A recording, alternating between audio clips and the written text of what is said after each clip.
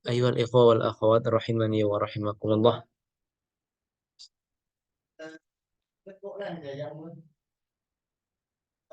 Kita mulai pada malam hari ini membaca 101 permasalahan terkait puasa, yang mana risalah ini ditulis oleh guru kita Syekh Labib Najib Hafizahullah Ta'ala, yang sekarang bermukim di Jawa Tengah, Karanganyar, yang mana beliau sekarang sedang eh,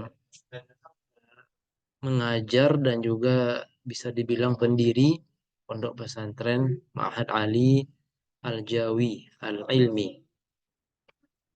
Sebelumnya dinamakan Salman Al-Farisi, sekarang dinamakan Al-Jawi Al-Ilmi. Ini beliau tulis 101 permasalahan, yang mana tentu tidak akan mungkin kita baca semuanya pada malam hari ini. Ma'yatayasar insyaallah ta'ala, yang Allah bukakan dan Allah mudahkan bagi kita semua. InsyaAllah permasalahan yang terpilih saja. Bismillahirrahmanirrahim. Berkata Syekhuna Hafizahullah Ta'ala wa wafaqahu wa ra'ahu. Permasalahan yang nomor 4. Langsung saja tentang penetapan Ramadan. Penetapan Ramadan, sebagaimana yang kita bahas kemarin, ada dua cara. Pertama, subutan aman, yaitu dengan cara ditetapkan secara menyeluruh. Jadi kalau sudah ditetapkan masuknya Ramadan, maka semua penduduk negeri harus berpuasa. Itu dengan cara terlihatnya hilal, dan yang kedua itu harus ditetapkan oleh hakim, oleh hakim. Saya hukumi atau saya terima persaksian itu dan saya tetapkan, putuskan bahwa besok adalah Ramadan. Atau yang kedua, cara kedua adalah dengan menyempurnakan bilangan Sya'ban 30 hari. Itu yang secara umum. Adapun secara khusus, maksudnya bagaimana? Yaitu puasa ini wajib bagi orang sekelompok tertentu saja, tidak semua penduduk negeri. Pertama itu dengan melihat hilal, ya. Sama. Apa perbedaannya dengan yang di atas tadi? Bahwa yang di atas tadi, penetapan secara umum itu setelah hilal terlihat itu hakim menetapkan. Sedangkan yang di bawah ini hilalnya cuma terlihat saja, sedangkan hakim tidak menetapkannya. Kenapa? Barangkali ini karena orang yang menyaksikan hilalnya tidak diterima persaksiannya, karena dia berstatus sebagai hamba sahaya, sebagai perempuan, atau sebagai orang fasik. Dalam bab syahadah atau persaksian, pembahasan itu, orang yang diterima persaksiannya itu khusus harus laki-laki, harus orang adil, soleh. Sedangkan perempuan tidak diterima persaksiannya. Adapun riwayat dari perempuan, periwayatan kabar, periwayatan hadis dan segala macamnya, ini diterima dari perempuan. Sedangkan persaksian, persyahadatan maka tidak diterima. Jadi kalau perempuan melihat hilal, hakim tidak akan menerima persaksian, tapi dia pribadi wajib berpuasa besok harinya. Atau kita mendapat kabar dari anak kecil contohnya, atau dapat kabar dari orang fasik bahwa dia melihat hilal. Terus waqa'a fil qalbi sidquhum. Hati kita merasa bahwa mereka itu jujur dalam mengabarkan ini. Maka kita sebagai penerima kabar wajib juga berpuasa Ramadan esok hari. Jadi ini tidak secara menyeluruh, perorangan. Yang ketiga adalah diberikan kabar. Ikhbaru adli riwayatin biruyatihi. Ada orang yang adil, orang yang soleh mengabarkan kita bahwa dia melihat hilal. Kita bukan hakim, kita cuma rakyat biasa contohnya. Eh, Maka wajib juga kita berpuasa esok harinya. Baik kita merasa bahwa dia jujur dalam memberikan kabar atau tidak. Nah, ini subutan khosan, tetapnya Ramadan secara khusus. Ini ada kaitannya dengan pertanyaan yang ditanyakan di akhir sesi kemarin. Kemudian barakallahu fikum, adapun tentang eh, hisab, metode hitung, bukan dengan cara melihat hilal tapi dengan cara metode hitung, apakah diamalkan? Wa hal yathbutu syahru biqaulil hasib? Apakah bulan Ramadan ditetapkan dengan perkataan orang yang menghitung bulan, menghitung hari? Ada perbedaan pendapat, sangat, dan mereka semua merupakan ulama besar dalam mazhab Syafi'i, Ibnu Hajar, Al-Khatib Asy-Syirbini, dan Al-Imam Ar-Ramli. Yang mana yang membolehkan puasa dengan perkataan hasib, orang yang menghitung bulan, ini pendapat Imam Ar-Ramli. Beliau mengatakan dia pribadi, Al-Hasib itu, orang yang menghitung itu wajib beramal dengan pendapatnya. Al-amal bi'ilmi, al-amalu bi'ilmihima. Wajib, tentu dia wajib mengamalkan itu. Kemudian apakah hitung-hitungannya itu? Misalkan dia tetapkan bahwa nanti Senin adalah permulaan Ramadan, ditetapkan berdasarkan hisab. Apakah sah sebagai Ramadan? Kata beliau, sah, yujzi. Sedangkan Ibnu Hajar mengatakan tidak sah. Kita sebagai orang yang contohnya pengikut dia, mungkin hasib orang yang menghitung ini sebuah lembaga contohnya, atau orang yang di, di, di, di, diikuti banyak oleh masyarakat. Apakah kita sebagai pengikut juga boleh mengamalkan eh, berdasarkan cara hisab ini?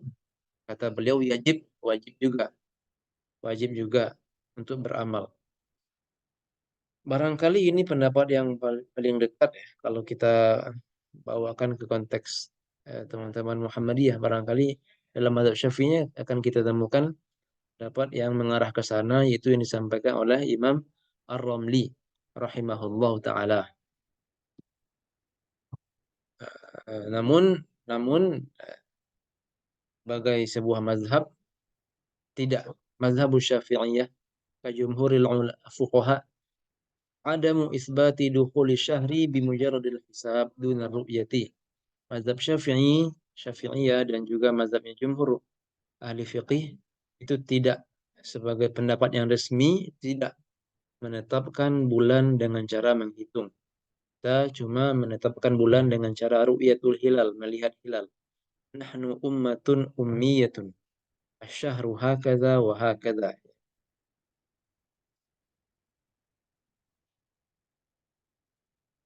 Kemudian permasalahan nomor 8, barangkali bermanfaat bagi teman-teman nanti yang akan berpindah dari negara ke negara lain, mungkin umroh dan akan Idul Fitri di Mekah, atau yang balik ke Mesir, atau ada yang di luar negeri. Al-intiqalu min baladin ila baladin wa atharu ikhtilafil matari'. Perpindahan dari negeri ke negeri yang lain dan efek dari yang namanya ikhtilaful matari'. Idza safara min baladin ru'ya fihi al-hilalu yawmal jumu'ati ila baladin ru'ya fihi yawmas sabti falahu hukmul baladil ladzi safara ilaihi.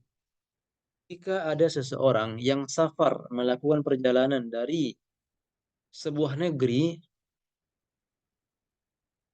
kita ulangi, barangkali sangat dianjurkan mencatat agar tidak hilang begitu saja yang kita bahas ini. Jika ada seseorang yang safar dari sebuah negeri, contohlah dari Indonesia, menuju Mekah contohnya, yang umroh, semoga Allah berikan kita rezeki umroh pada bulan Ramadan dan setiap tahun, amin ya rabbal alamin. Jika ada seseorang yang pergi safar dari negeri, dari Indonesia contohnya, yang mana pada Indonesia ini hilal terlihat pada hari Jumat, oke? Pergi menuju Mekah, yang mana di Mekah hilalnya terlihat hari Sabtu. Jadi Indonesia puasa duluan. Hilal terlihat Jumat. Di Mekah hilal terlihat Sabtu. Nah, ada orang yang umroh ke sana. Maka kita sebagai orang yang umroh ini, amin, kita itu ngikutin hukum tempat yang kita pergi ke sana. Jadi kita ngikut hukum Mekah. Ngikut hukum, apa nanti konsekuensinya? Fa in shamu tis'atan wa 'ishrina yawman kana lahu salasin kana lahu salasun. Wa in shamu salasina yawman kana lahu wahidun wa salasun. Tentu konsekuensinya apa? Karena kita duluan puasa, maka tentu nanti seandainya orang yang di Mekah berpuasa 29 hari, maka tentu bagi kita puasanya 30 hari. Karena kita duluan 1 hari. Jadi kalau orang yang di Mekah nanti puasanya 29 hari, maka tentu bagi kita 30. Dan seandainya mereka berpuasa 30 hari, maka tentu bagi kita 31. Lagi yang datang dari Indonesia tadi 31 jadinya. Nah, maka kata Ibnu Hajar rahimahullah ta'ala dalam kitab Tuhfah, al-asah annahu yuwafiquhum fi sawmi akhiran wa in atamma salasina li'annahu bil intiqali sara mislahum. Karena dengan kita berpindah itu kita menjadi seperti penduduk Mekah. Kita mengikuti yang mereka amalkan. Sebaliknya, ini kan tadi aman ya, nggak ada yang kurang. Mereka puasa 29, kita 30, alhamdulillah. Mereka puasa 30, kita 31, nggak masalah kata beliau. Nggak masalah karena kita itu sudah menjadi seperti mereka. Jadi nggak masalah, karena sebaliknya, seandainya kebalikan sekarang. Orang di Mekah duluan puasa dibanding kita. Seandainya orang di Mekah duluan puasa dibanding kita. Tentu kalau mereka puasa 30 hari, aman. Kita 29, nggak masalah. Tapi kalau mereka puasanya 29 hari, tentu kita baru 28. Ya enggak? Mereka puasa 29, mereka ada start duluan, kita nih baru tertinggal sehari dari Indonesia. Jadi seandainya mereka puasa 29 hari, kita baru 28 hari. Kita mau tambah sehari lagi besok, nggak mungkin. Karena besoknya Idul Fitri di Mekah. Dan kita haram puasa pada hari raya. Gimana caranya? Kata beliau rahimahullah ta'ala, fa'alaihi qada'u yaumin. Tinggal di qada' saja nanti yang sisa 1 hari. Alaihi qada'u yaumin. Tinggal di qada' puasa yang 1 hari itu. Mungkin qada' di Syawal atau pokoknya di qada' kapanpun.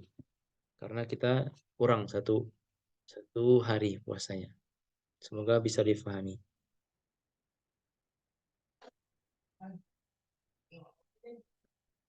Kita ulangi bahwa mazhabul malikiyati rahimahumullah ta'ala anna niyata takfi fi awali lailatin likulli sawmin yajibu tatabu'uhu. Bahwa niat itu cukup sekali saja di awal bulan. Untuk barangkali untuk kehati-hatian, amalkan dua-duanya. Amalkan pendapat Imam Malik, niat sekaligus untuk puasa sebulan. Amalkan juga mazhab kita, puasa niat untuk setiap malamnya.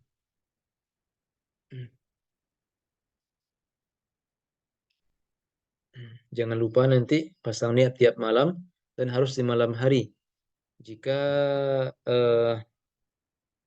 ingin dilafalkan paling kurang kata beliau rahimahullah taala aqallu niyati nawaitu sauma ramadan. Ini paling kurang banget. sengaja aku puasa Ramadan. Yang penting dihadirkan dalam hati kita, dia nggak wajib dilafazkan dalam hati, intinya bahwa besok kita akan puasa Ramadan. Sedangkan yang sempurna seperti yang kita ketahui semuanya, nawaitu shauma ghadin, ya, an ada'i fardhi ramadhani hadhi sanati lillahi ta'ala. Ramadhani di sini munsharif. Ma'ruf bahwa Ramadan biasanya mamnu' minas sarf karena dia lil alamiyati wa li annahu makhtum bil alif wan nun. Tapi di sini dimunsharif karena dia mudhaf di sini. Fardhi Ramadhani mudhaf, hadhihi mudhafun ilaih. Sehingga dia munsharif boleh dikasrahkan. Eh kemudian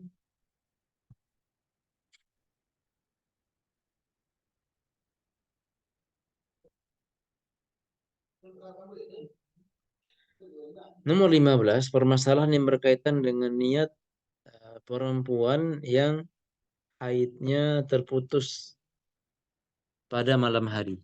Nah, kali di suatu malam nanti ada teman-teman yang eh, terputus haidnya di malam hari. Sudah selesai maksudnya haidnya malam hari. Kemudian dia mau di malam hari itu ketika haidnya selesai dia berniat bahwa besok akan berpuasa. Lau nawatil haidu lailan qabla inqita'i damiha sawma ghadin nuzir. Ini beliau membahas lau nawat al-haidu lailan qabla inqita'i damiha sawma ghadin nuzir. Seandainya ada perempuan haid, afwan, jadi ini belum selesai darahnya. Seandainya ada perempuan haid, dia masih haid, dia pada malam harinya berniat bahwa besok dia akan berpuasa. Sedangkan darahnya itu belum berhenti, qabla inqita'. Seandainya pada malam itu adalah malam penyempurna untuk masa maksimal haid, yang mana masa maksimalnya berapa? 15 hari, 15 malam. Jadi malam ini, anggaplah malam ini malam ke-15 untuk haid. Maka niatnya tadi sah, walaupun darahnya sekarang belum berhenti. Mungkin nanti berhentinya jam 2 malam atau jam 3 malam, tapi dia sudah pasang niat dari sekarang. Nah, seandainya malam ini merupakan malam ke-15 dari haid itu, maka niatnya sah. Atau malam ini merupakan malam terakhir dari kebiasaan haidnya. Dia kebiasaan haidnya 7 hari contohnya. Nah, malam ini malam ke-7, maka sah niatnya. Kalau kebiasaannya nggak berubah, nggak pernah berubah, 7 hari terus. Tetapi kalau malam ini bukan malam terakhir dari haidnya, mungkin masih malam kedua 12, bukan, belum malam terakhir dari masa maksimal haid, mungkin masih malam ke-14 atau 13, nah, maka niatnya nggak sah. Atau perempuan itu kebiasaannya berubah-ubah, tidak tetap 7 hari, maka niatnya juga tidak sah. Jadi untuk lebih amannya, perhatikanlah. Kalau termasuk pada nomor satu, ini kondisinya haidnya belum selesai. Tapi perempuan ini tuh jaga-jaga, barangkali malam ini selesai. Maka dia pasang niat, takut nanti nggak bangun sebelum subuh. Nah, kalau ini memang malam terakhir, malam ke-15, atau malam terakhir dari kebiasaan, sah niatnya. Tapi kalau tidak demikian, maka tidak sah. Adapun perempuan yang sudah berhenti haidnya, sudah pasti berhenti ini, maka walaupun belum mandi, dia sah puasanya. Yasihhu shaumu mimman inqata'a haiduha qabla al-fajri.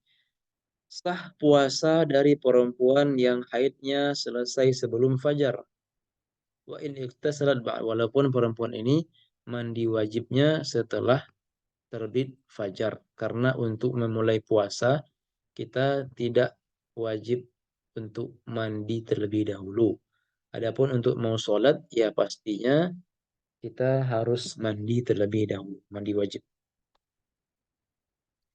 Sekarang kita akan masuk pembatal puasa. Ini adalah sebuah dhabitun muhim.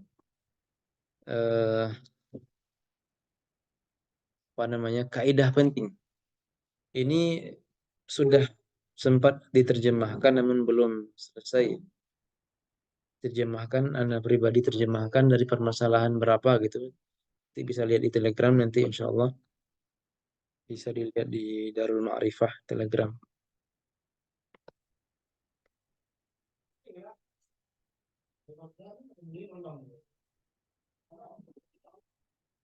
Tapi lupa dari bab lewat. Oh dari 51 mungkin ya. Yang penting nanti ada di sini insya Allah. Beberapa ya.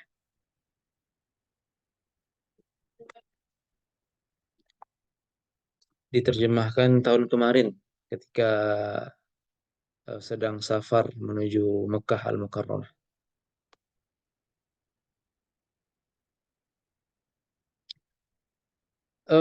Kaidah penting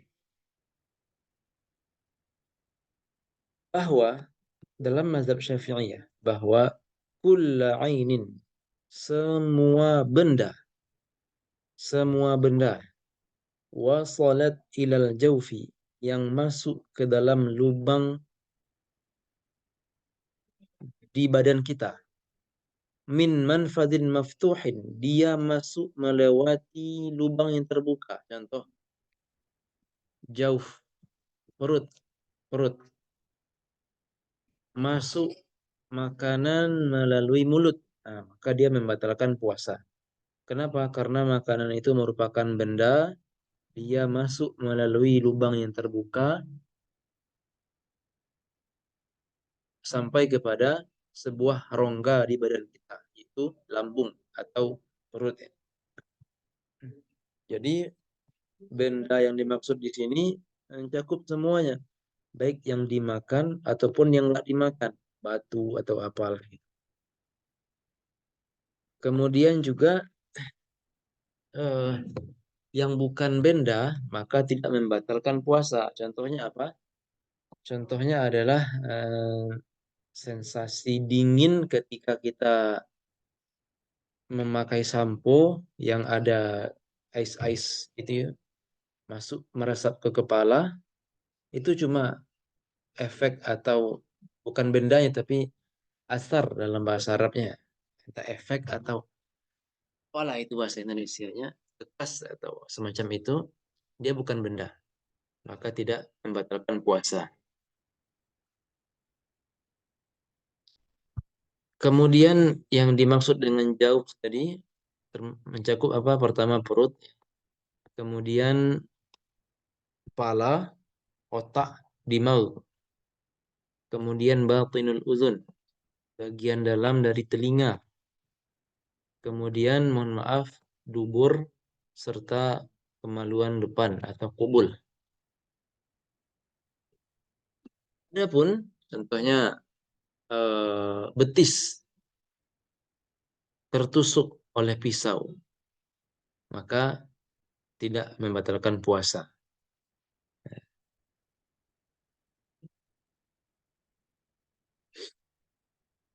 Kadzalika al-ihlil wa kharaja bihi ma yasilu ila nahwi lahmis saq fala yuftir.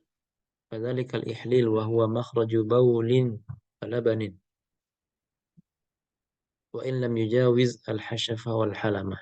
Begitu juga bagi perempuan, mohon maaf payudara atau ya tempat atau yang dihisap bayi itu kemasukan, contohnya apalah yang dimasukkan, itu juga tidak membatalkan puasa karena itu bukan termasuk rongga yang dianggap eh, bukan sebagai rongga dalam pembahasan ini. Kemudian juga dia harus masuk melalui lubang yang terbuka. Wal murad bil manfad al maftuh, yaitu lubang yang terbuka seperti mulut. Al maftuh urfan secara kebiasaan, secara uruf dia terbuka. di mulut, hidung, lubang telinga, lubang dubur. Adapun lubang yang sangat kecil yang bukan dianggap lubang, bukan dianggap lorong, itu bukan nggak dianggap. Contohnya apa? Masa muljildi, apa ini namanya? Pori-pori. Jadi semua yang masuk melalui pori-pori ke badan kita ini tidak membatalkan puasa. Termasuk nanti akan ada pembahasan donor darah, bius, apa namanya itu ya, pemasangan bius yang di sini dan semua nanti akan ada insyaallah. Penutupnya adalah yuftir bi idkhali adna juz'in min usbu'ihi fi duburihi. Batal puasa dengan masuknya jari walaupun sedikit banget ke dalam dubur ketika istinja. Gak usah masukkan jari ke dubur ketika istinja. Batal puasa. Atau ke kubul, ke kemaluan bagian depan dari perempuan. Walaupun sedikit. Yaitu ketika di jari itu mencapai bagian dalam kemaluan yang sebenarnya dia nggak wajib dicuci ketika istinja.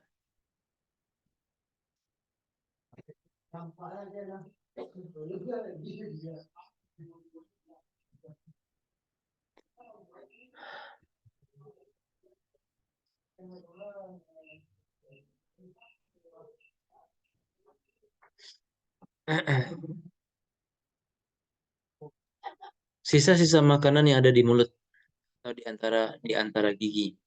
Lau baqiya ta'amun baina asnanihi fajara bihi riqu ila jawfi. Seandainya ada makanan yang tersisa di antara gigi-gigi, kemudian tiba-tiba ludah kita menelan makanan itu, ditelan bersama ludah, air ludah ke dalam tenggorokan kita. Kalau itu bukan karena pilihan kita, nggak sengaja, dengan alaminya dia masuk, contohnya, tidak ada peran dari kita sama sekali, masuk aja bersama air ludah. Maka ada dan juga kita wa ajaza an tamyizi ta'ami an riq wa majji. Kita nggak sanggup juga untuk mengeluarkannya dari mulut kita.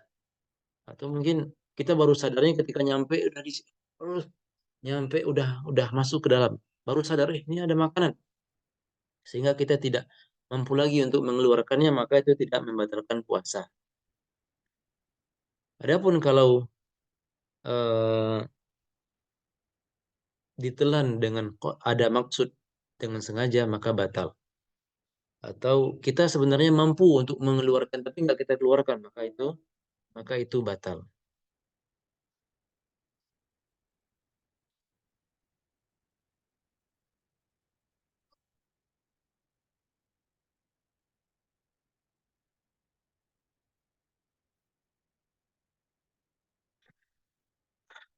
Banyak.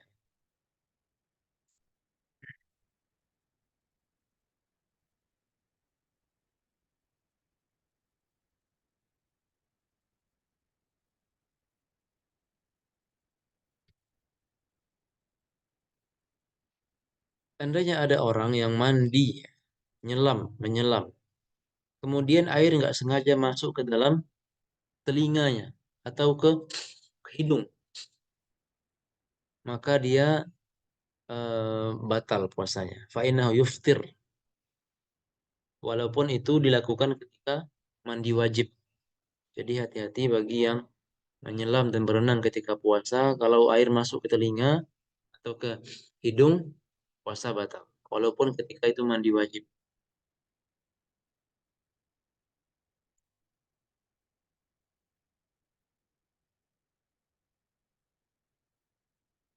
Dahak, hukum dahak. An-nukhamatu wa dukhulu dzubabi asna as-sawmi. An-nukhamatu wa yuqalu laha an-nukha'atu ya fadlatun ghalizatun tanzilu minad dimaghi aw tas'udu minal batin. Dahak mungkin dahak batuk atau ya, dari dada yang naik ke atas atau dari kepala yang turun ke bawah.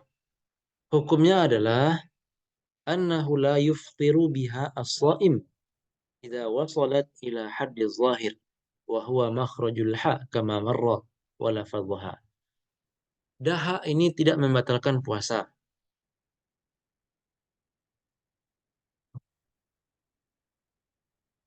kalau kalau dia keluar, pastinya nggak membatalkan puasa. Kalau dia itu sudah sampai ke makhraj ha, a, ho, ho, a, ho, ha.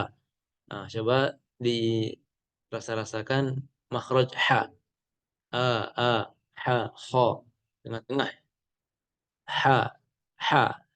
Jika dia sudah melewati makhraj ha, jadi sudah di ho, sudah ke lidah mungkin, dan diludahkan, maka dia nggak membatalkan puasa. Amma law ibtala'aha ma'al qudrati ala lafziha ba'da wusuliha li hadd zahir fayuftir biha. Adapun kalau dia sudah mencapai, dia keluar sudah sampai lidah, sudah sampai makhraj kha, kemudian ditelan lagi dan kita mampu untuk mengeluarkannya. Nah, ini baru batal. Kecuali kalau lupa, ketelan, lupa. Enggak. Tapi kalau dia sadar dan dahaknya sudah sampai ke lidah, ditelan lagi, oh ini baru batal puasanya. Sedangkan dia mampu untuk meludahkan dan mengeluarkan dahak itu. Adapun kalau nggak mampu untuk meludahkannya, maka tidak batal. Amma idza ibtala'aha ma'a adamil qudrati 'ala lafziha lam yuftir. Wala yuftiru biwusuli nahwi dzubabin ila jawfihi. Nah, tidak batal puasa kalau ada lalat masuk ke dalam perut. Wa in fataha fahu amdan li ajli dukhulihi, walaupun kita sengaja membuka mulut agar agar lalatnya masuk.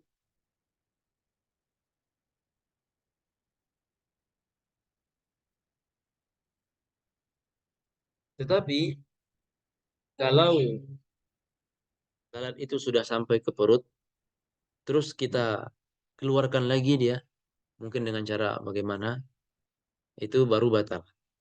Karena dia itu sudah dianggap sebagai muntah.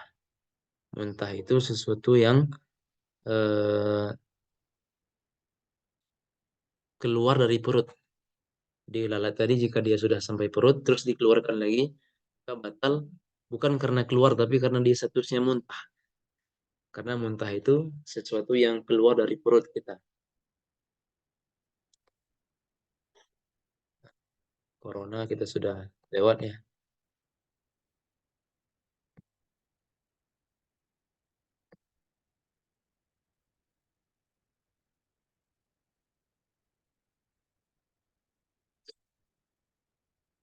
Mencium istri juga sudah kita bahas.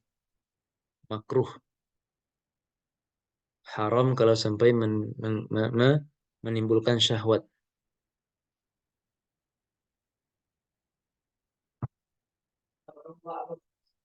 Memakai calak ketika berpuasa, al-iktihalu lis-shaim. Mungkin di mata, pasti di mata, pasti di mata ya. La ba'sa bi, tidak masalah. Wala yadurru wujudu ta'mihi fi halqihi. Seandainya ketika kita pakai calak di mata, terus tiba-tiba kok ada ya rasa-rasa calak di tenggorokan kita, celak ya, atau apa ya, celak ya namanya. Kok terasa ya? Padahal pakainya di mata tadi. Maka itu juga tidak masalah. Ketika kita meludahkan atau ketika kita membuang dahak, kok ada warna celak di dahak kita, juga tidak bermasalah. Mungkin dia tadi masuk atau menyerap ke dalam, masuk ke bawah. Tapi ini bukan dianggap manfaz maftuh, bukan dianggap terowongan yang membatalkan puasa.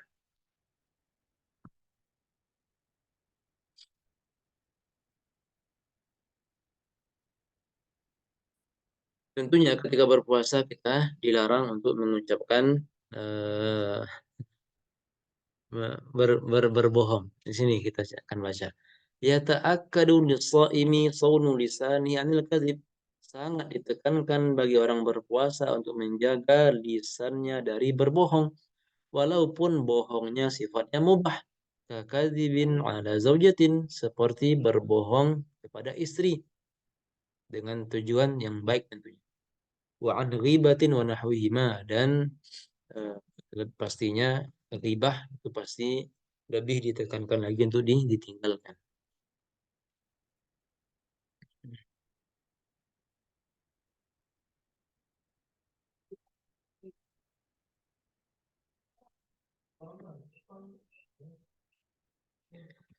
Saumul mar'ati al-mutazawwijah. Nah, puasanya perempuan yang telah menikah. Yahrumu 'alal mar'ati an tasuma qada'an muwassa'an aw naflan yatakarraru kulla usbu'in aw kulla syahrin wa zawjuha hadirun fil balad. Haram bagi perempuan untuk berpuasa qada seperti mengqada Ramadan. Kan waktunya luas 11 bulan.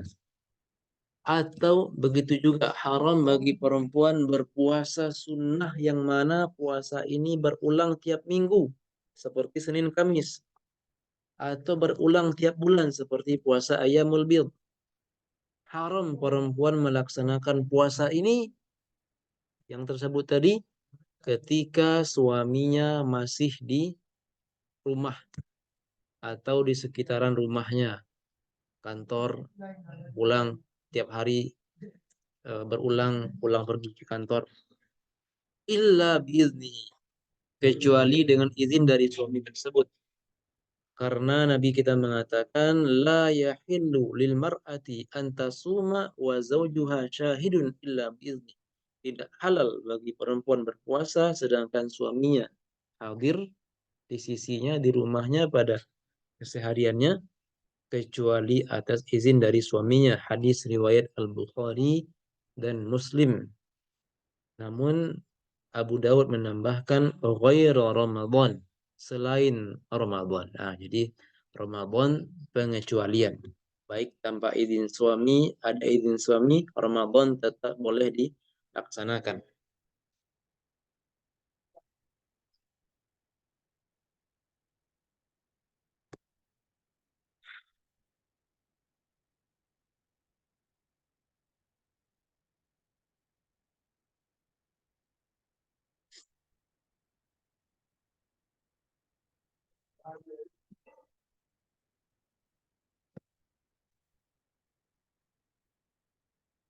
Namun apa sifat dari larangan ini? Apakah larangan ini sifatnya adalah eh, haram serta tidak sah puasanya? Ternyata tidak. Dia memang haram, tapi seandainya perempuan tetap berpuasa, puasanya sah. Hanya saja eh, dia berdosa karena tidak izin ke suaminya. Dan suami dia boleh menggauli istri ketika istri melakukan puasa yang tersebut di atas.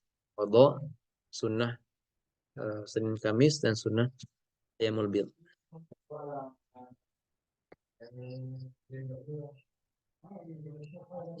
Tentang Al-Quran dan puasa pastinya kita sudah sangat familiar bahwa Ramadan merupakan bulan Al-Quran. Seperti ayat pada surah Al-Baqarah, Syahrul Ramadan alladzi unzila fihil Quran.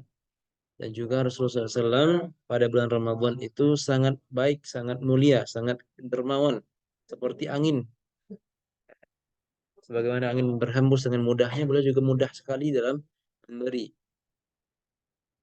Kemudian juga beliau bermudarosah dengan Jibril pada bulan Ramadan. As-siyam wal Quran yashfa'ani lil abdi. Puasa dan Al-Quran kedua-duanya memberikan syafaat kepada seorang hamba. Kenapa puasa memberikan syafaat? Inni mana'atuhu at-ta'am wa syarab bin nahar. Kata puasa nanti di akhirat, saya telah melarangnya dari makan, minum pada siang hari. Fasyafi'ni fihi. Berikan saya izin dalam memberikan syafaat kepadanya. Al-Quran, mana'tuhu nauma bil lail. Aku telah melarangnya dari tidur pada malam hari. Kata Al-Quran, fasyafi'ni fi fayashfa'an. Betul nggak kita sudah seperti ini? Betul, apakah betul bahwa puasa telah melarang kita makan minum pada siang hari? Apakah betul bahwa Quran telah mengurangi jatah tidur kita? Kalau belum, maka syafaat ini masih jauh dari kita semua. Gunakan menghatamkan Quran pada bulan Ramadan dan bahwa Imam Syafi'i ma'ruf bagi kita semuanya, beliau pernah menghatamkan Al-Quran sebanyak 60 kali di Ramadan, berarti sehari khatam 2 kali. Khatam 30 juz. Mana yang lebih afdol? Membaca Al-Quran dari mushaf, maksud sambil melihat, lebih afdol daripada membacanya secara hafalan. Karena melihat mushaf itu sendiri adalah ibadah. Karena memang zat melihat mushaf itu sendiri merupakan sebuah ibadah juga. Jadi di samping membaca, melihat pun juga sebuah ibadah. Maka ketika kita melihat membaca Quran sambil melihat, kita mengumpulkan dua ibadah, ibadah tilawah dan ibadah melihat mushaf. Dinukil Imam Ghazali rahimahullah ta'ala bahwa kebanyakan banyak dari para sahabat dahulu membaca Quran sambil melihat mushaf, dan mereka itu tidak suka keluar rumah kalau mereka belum melihat mushaf. Maksudnya belum baca, bukan lihat doang.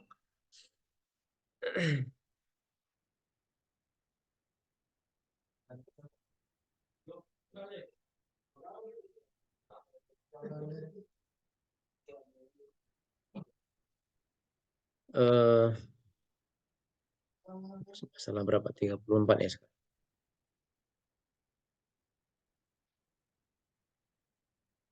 Yang disunahkan ketika fitr sudah kita jelaskan dan sudah ada koreksi bahwa dianjurkan dengan kurma basah dulu baru kering, baru air.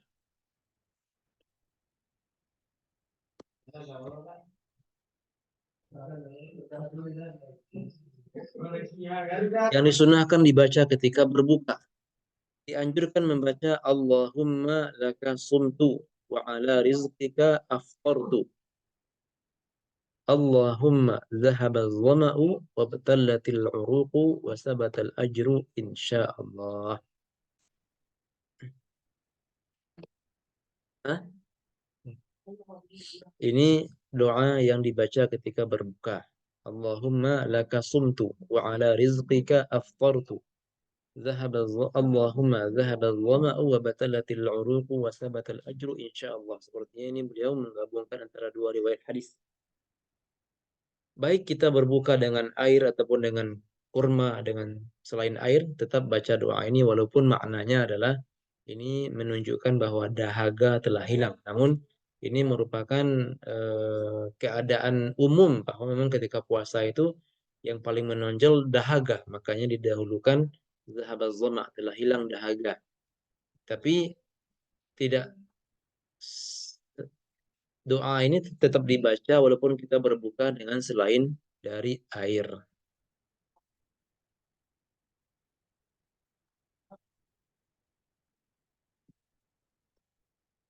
Yang bagi an yahris ala du'a hina idzin. Harusnya semestinya kita eh, berusaha sekuat mungkin berdoa ketika kita berbuka. Dalam hadis, salasatun la turaddu da'watuhum. 3 orang yang tidak ditolak doanya. Orang berpuasa ketika dia berbuka, imam yang adil, dan doa orang yang terzalimi.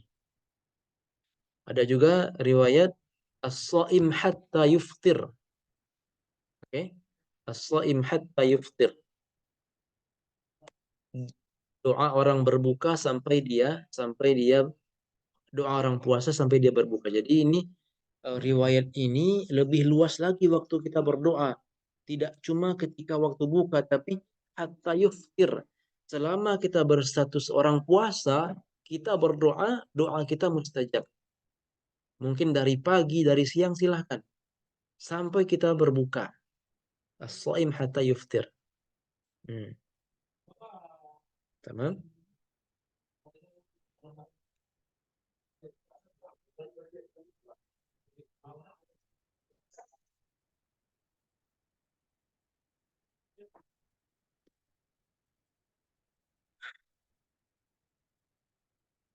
Disunahkan, mungkin ini sunnah yang juga mahjurah, banyak ditinggalkan, bahwa ketika sahur apa yang kita konsumsi, ma yusannu at-tasahhur bihi. Disunahkan sahur dengan mengkonsumsi kurma. Ni'ma sahurul mu'min at-tamru. Sebaik-baik sahur yang dikonsumsi orang mukmin adalah kurma. Walaupun kita dapat pahala sahur, walaupun dengan mengkonsumsi seteguk air, walau bijur'ati ma'in.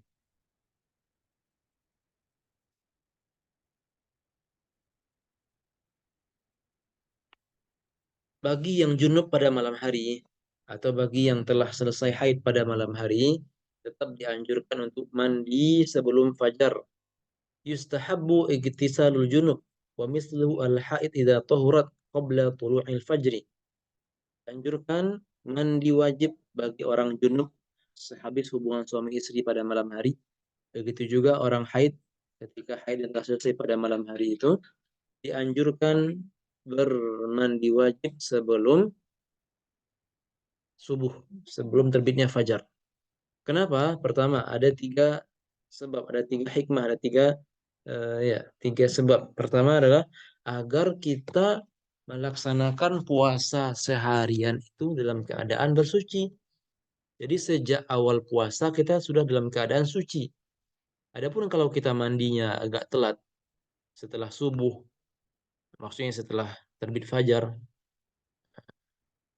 akan ada mungkin nanti 10 menit atau 15 menit waktu puasa kita itu dalam keadaan tidak tidak suci, masih ada hadas besar. Jadi agar puasa kita itu dikerjakan dalam keadaan suci seluruh badan kita, dianjurkan untuk mandi sebelum fajar. Li'alla yasilal ma'u ila nahwi batini uzunihi au duburihi, agar air tidak masuk ke dalam telinga atau ke dalam dubur kalau kita mandi di pagi hari atau di setelah fajar terbit. Nanti puasa bisa batal.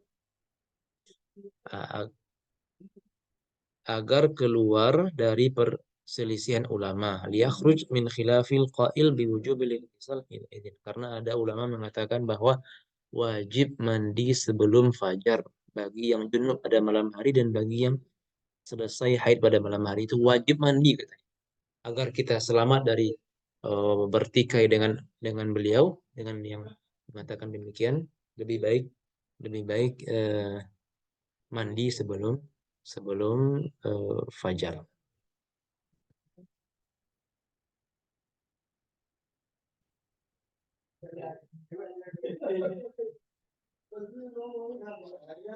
Ada juga permasalahan yang terkait adalah bagi yang tidur pada siang hari, kemudian dia mimpi basah. Puasanya betul atau tidak? Tidak ya. Bagi yang mimpi basah pada siang hari, tidak batal puasanya dan dianjurkan untuk segera mandi wajib agar kebanyakan dari waktu puasa kita itu dalam keadaan suci. Jadi meminimalisir waktu hadas. Segerakan untuk mandi kalau kita junub pada siang hari.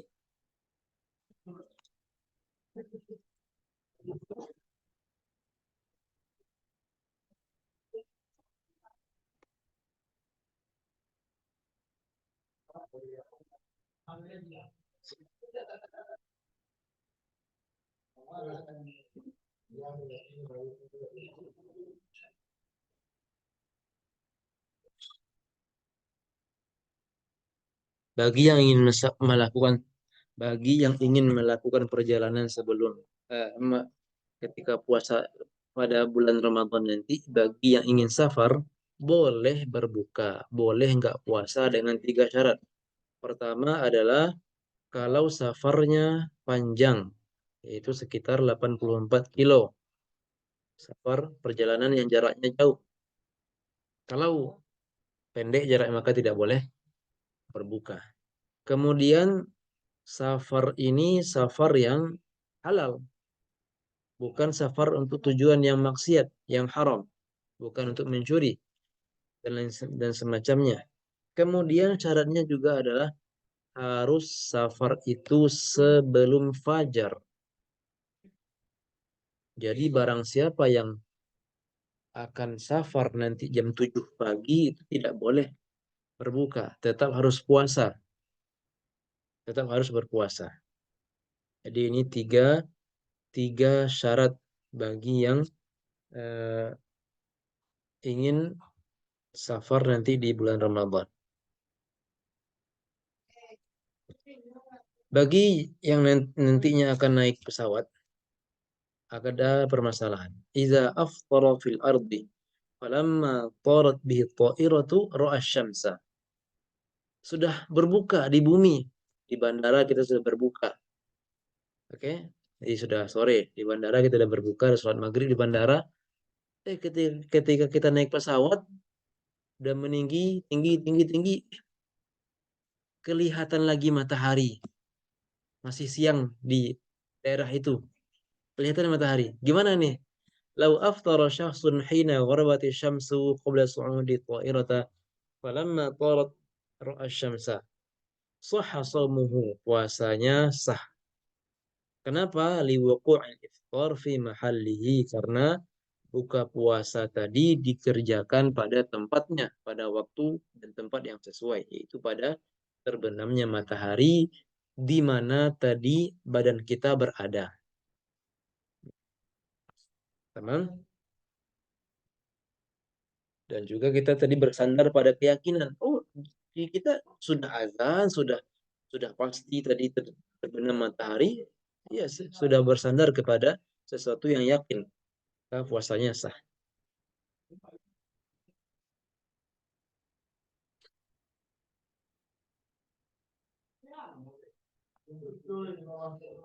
Hmm.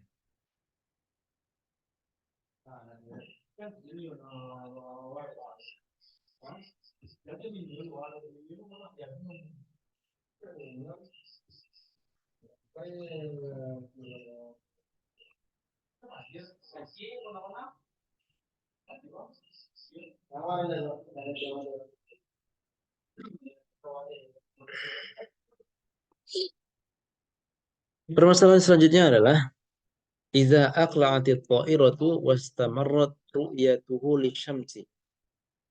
Kita udah naik pesawat di siang hari. Ketika naik pesawat itu sebelum maghrib, maaf, maghrib, sebelum maghrib, sebelum maghrib. Contoh di sini dari Jakarta menuju Yaman, Aden. Dari Jakarta ke Timur Tengah ke Yaman, Timur Tengah, Timur Tengah. Duluan Jakarta kan, ya dunia. Dari Jakarta ke Timur Tengah contohnya. Maka kita itu sejak dari Jakarta sudah lihat matahari. Karena kita terbang ke arah Timur Tengah itu kita akan melihat, kita akan terus-terusan melihat matahari. Jadi nggak terbenam-terbenam dia. Sedangkan sedangkan berbuka puasa itu digantungkan waktunya dengan terbenamnya matahari. Ini matahari nggak terbenam-terbenam, ada terus. Pemata yuftir, kapan kita berbuka? Ada tiga pendapat di sini. Ada yang mengatakan berbuka sesuai waktu Jakarta, sesuai waktu mana tadi kita terbang. Kemudian ada juga mengatakan berbuka sesuai waktu daerah pesawat sekarang di daerah mana nih? Mungkin masih baru sampai Malaysia contohnya, atau baru sampai Brunei, apa ya di atas itu. Contohnya begitu. Jadi kita ngikutin waktu daerah negara yang di bawah pesawat sekarang. Contohnya dikabarkan oleh awak pesawat sekarang di waktu setempat sudah berbuka. Silakan berbuka. Pendapat ketiga adalah eh, tidak berbuka sampai sampai matahari terbenam. Jadi agak lama nih puasanya. Hmm. Ini pendapat yang dikuatkan oleh Syekhuna Syekh Labib Najib Hafizahullah Ta'ala. Karena sesuai dengan hadis Nabi sallallahu alaihi wasallam, "Faghabati syamsu faqad aftara shaim." Ketika matahari telah terbenam, ketika itulah orang berpuasa berbuka puasa. Jadi selama kita masih melihat matahari itu belum masuk waktu berbuka bagi kita. Allahu a'lam.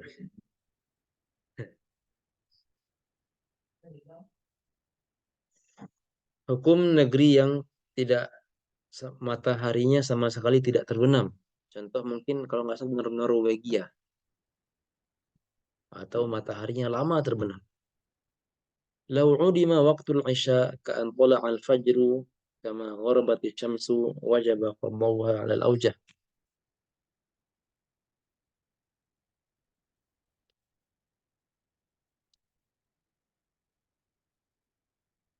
Mengikuti negeri yang paling dekat ke mereka. Mengikuti negeri yang paling dekat ke mereka.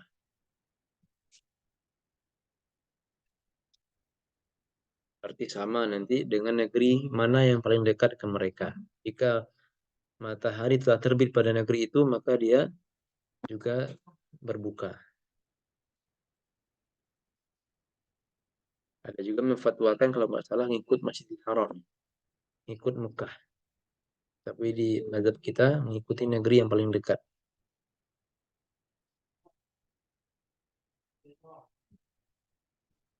Sudah jam 9 lewat sedikit. Ini kita masih setengah. Namun akan kita pilih ya. Bagi yang sudah punya anak, maka perhatikan hal berikut. Yu'maru sabiyyu was-sabiyyatu wujuban kifaiyan min qibali waliyihi bisiyam aqiba itmami sab'i sinin. Jika anak kita telah mencapai umur 7 tahun, maka wajib sebagai orang tua wajib untuk memerintahkannya berpuasa. Wajib. Wajib secara fardu kifayah. Kalau sudah diperintahkan ayah, maka sudah cukup. Jika sudah diperintahkan oleh ibu, maka sudah cukup fardu kifayah. Kalau dia sudah 7 tahun dan dia sudah mulai berakal, mumayyiz.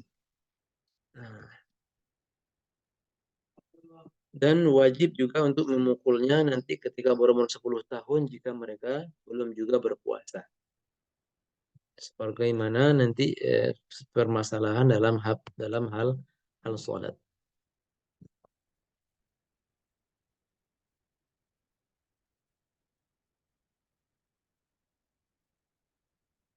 Apa batas bagian dalam telinga? Sampai mana batas yang dikatakan bagian dalam itu sejak mana? Yang kalau kita masukkan benda ke dalamnya, puasa kita batal. Nah, intinya adalah nanti, nah ini seperti ini ya.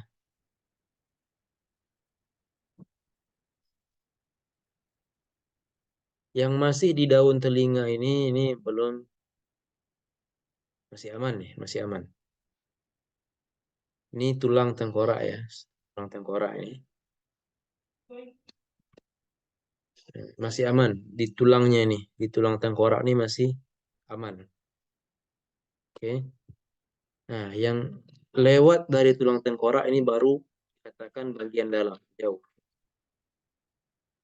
Melewat wilayah yang melewati tulang itulah yang dikatakan jauh, bagian atau rongga telinga. Kalau cotton budnya sampai ke bagian yang sini, jauh ini, maka puasa kita batal.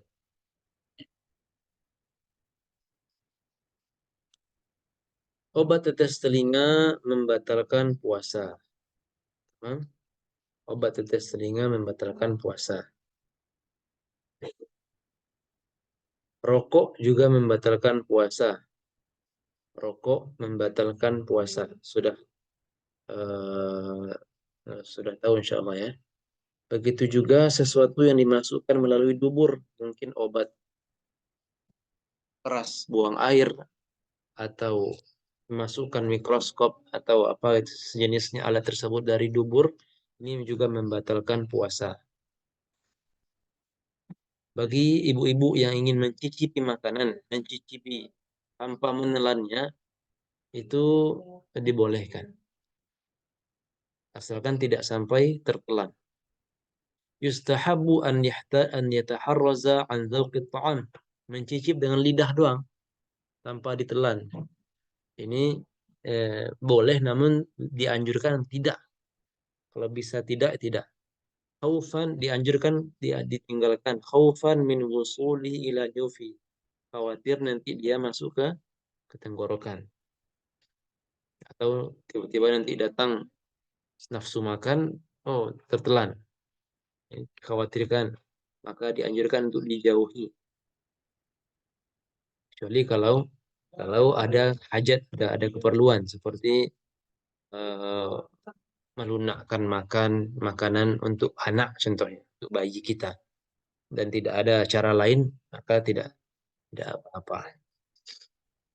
Kemakruhan tadi hilang. Donor darah. Donor darah tidak membatalkan puasa. Donor darah tidak membatalkan puasa. Kenapa? Karena hijamah berbekam tidak membatalkan puasa. Sehingga mendonor darah dikiaskan ke sana. Hijamah berbekam tidak membatalkan puasa, sebagai maka dari itu donor darah juga tidak membatalkan puasa.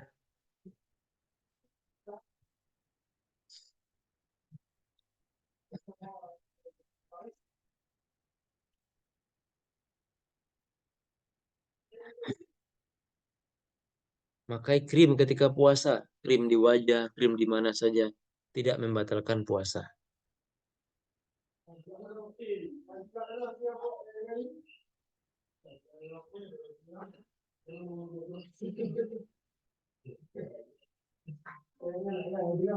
Al-ibar.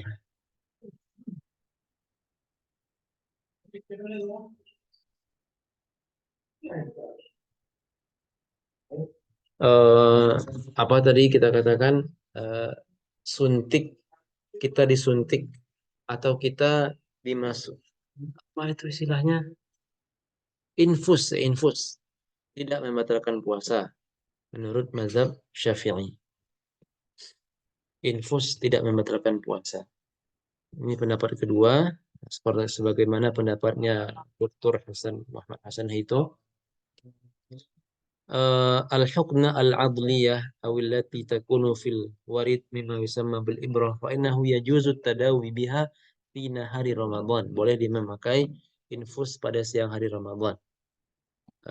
Wa bi kulli anwa'id dawa, walaupun dimasukkan obat melalui jalur tersebut. Wala tuaddi ilal fitri, tidak menyebabkan berbatalnya puasa. Wadzalika li'anna dawa'a la yadkhulu min manfazin maftuhin. Karena kenapa? Karena kita tadi telah kita bahas bahwa pori-pori kulit ini bukan termasuk jembatan, bukan seperti mulut, bukan seperti lubang hidung, bukan seperti lubang telinga.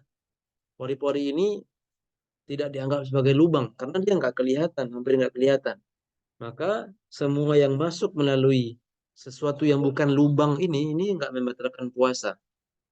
Sehingga memasukkan sesuatu ke dalam tubuh melalui suntikan ini tidak membatalkan puasa karena dia tidak masuk melalui lubang yang dianggap lubang oleh syariat.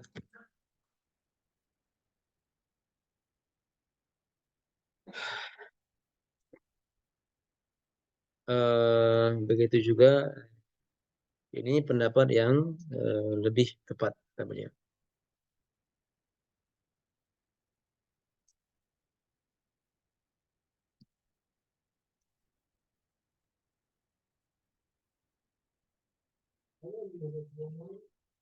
Tapi tetap beliau katakan ada yang merincikan hukumnya. Tetap saja untuk kehati-hatian, kata Syekh Labib Najib Hafizullah. Untuk kehati-hatian sebaiknya tidak demikian. Sebaiknya tidak.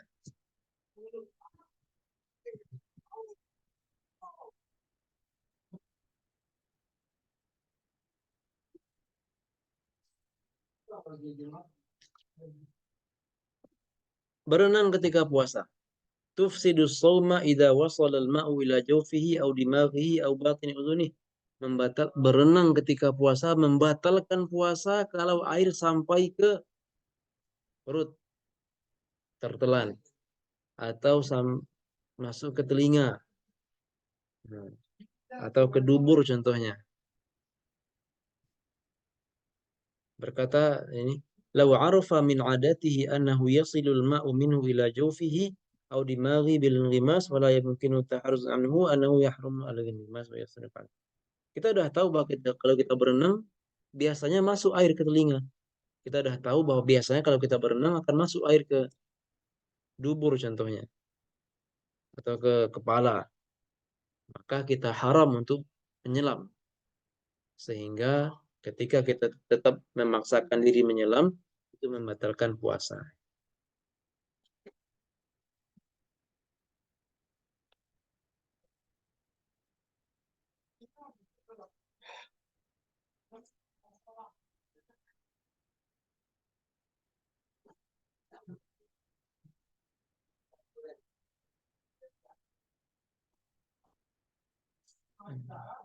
Sekali lagi, batal puasa kalau sampai air masuk. Tapi kalau aman, air nggak masuk, maka tidak batal.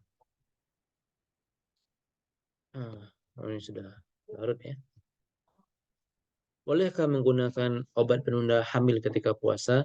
Isti'malul mar'ati ad-dawa'a liman il-haydhi litatamakkan minas siyami ma'an nasi jaizun. Perempuan menggunakan obat untuk menunda haid agar bisa berpuasa bersama orang-orang lainnya, hukumnya boleh. Eh, selama selama selama aman, tidak menimbulkan efek samping. Mending ikuti saja eh, ketetapan Allah Subhanahu wa taala yang telah menetapkan haid bagi perempuan. Kalau kita rubah-rubah nanti takut kita efeknya bagaimana.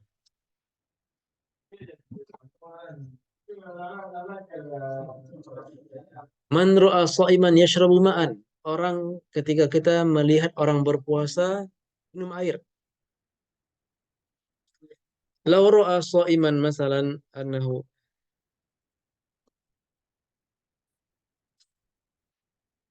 law ra'a sha'iman yashrabu masalan fa in kana haluhu taqwa wa 'adama mubasharatihi al-muharramat fal aula tanbihuhu. Ini sedikit bertentangan dengan yang Anda jelaskan kemarin ya.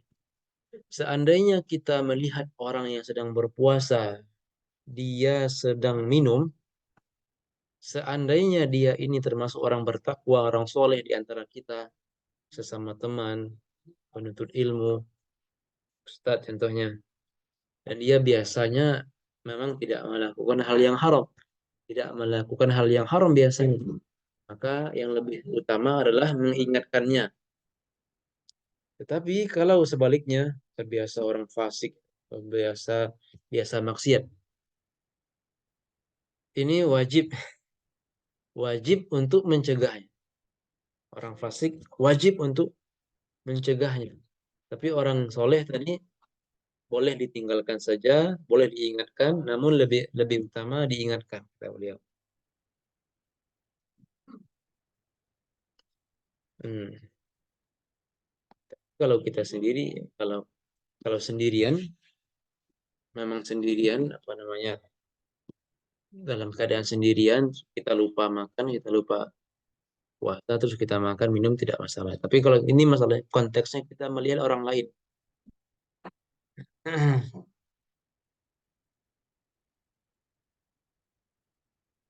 Al-istiqoah. Ini kita skip ya.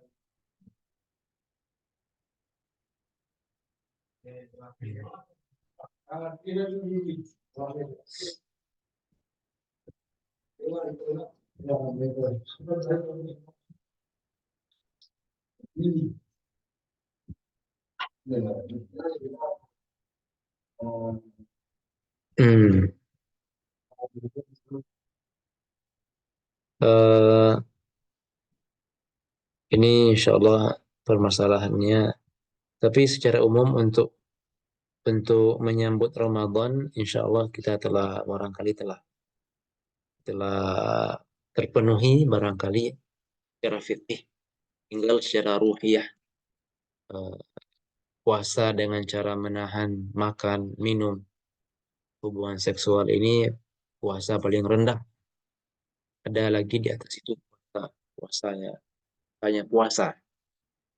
Bisa nanti diikuti di bab-bab tazkiyah, tazkiyatun nafas dan adab dan serta suluk untuk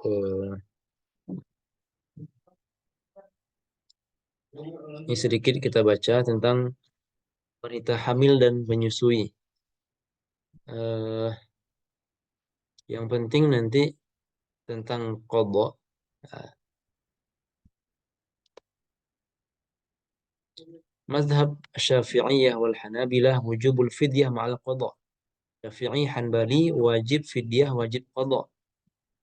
Jika mereka berdua berbuka khawatir kepada anak. Oke, khawatir pada anak saja. Adapun jika mereka khawatir pada diri mereka saja atau khawatir pada diri mereka beserta anaknya, ini wajib qadha saja tanpa fidyah. Yang penting empat mazhab ini sepakat bahwa qadha itu wajib. Yang mereka ikhtilaf berbeda pendapat itu apakah juga bayar fidyah atau tidak. Sekarang kan kebalikannya, amalan di masyarakat kita udah kalau udah bayar fidyah udah selesai. Sedangkan ternyata yang disepakati empat mazhab, qadha itu yang wajib. Sedangkan fidyah ini ada perbedaan pendapat.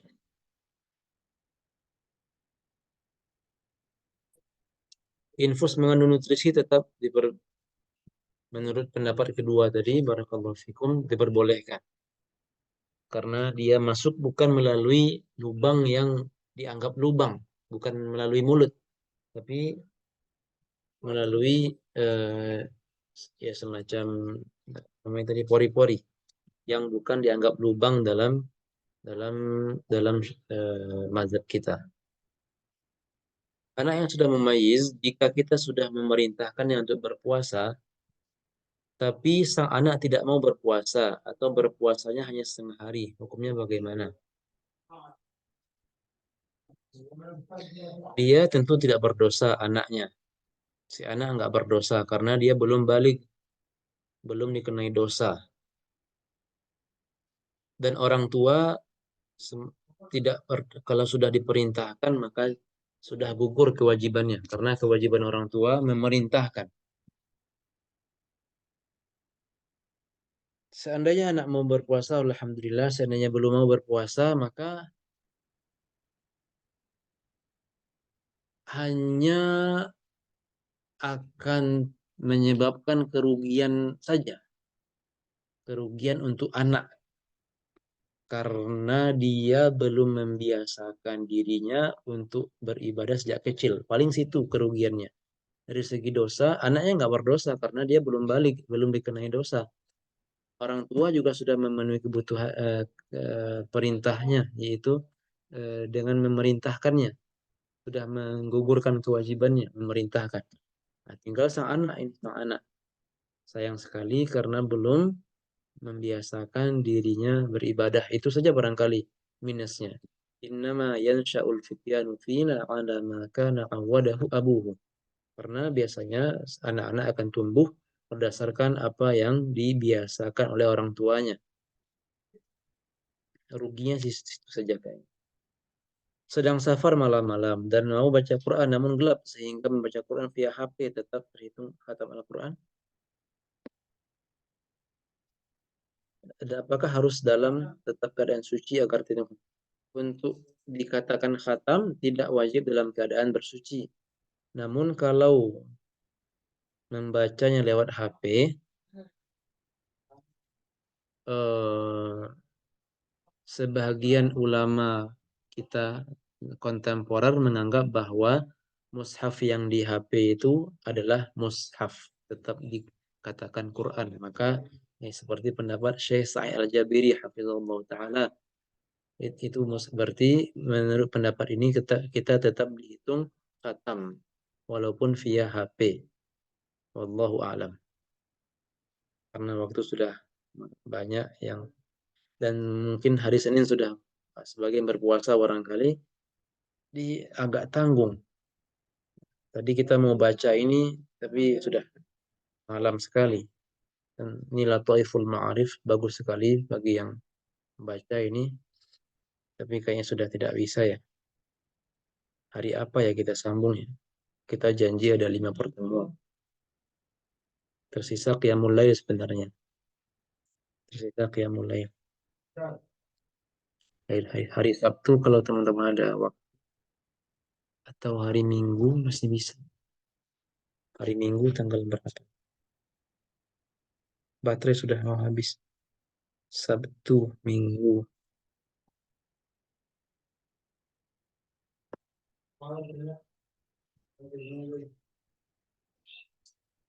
Baiklah, untuk fikih kita cukupkan sampai di sini dulu. Kalau dilanjutkan tidak muat lagi. Barakallahu fikum, jazakumullah khairan. Subhanakallahumma wa bihamdik, asyhadu an la ilaha illa anta astaghfiruka wa atubu ilaik. Wallahu a'lam. Assalamualaikum warahmatullahi wabarakatuh.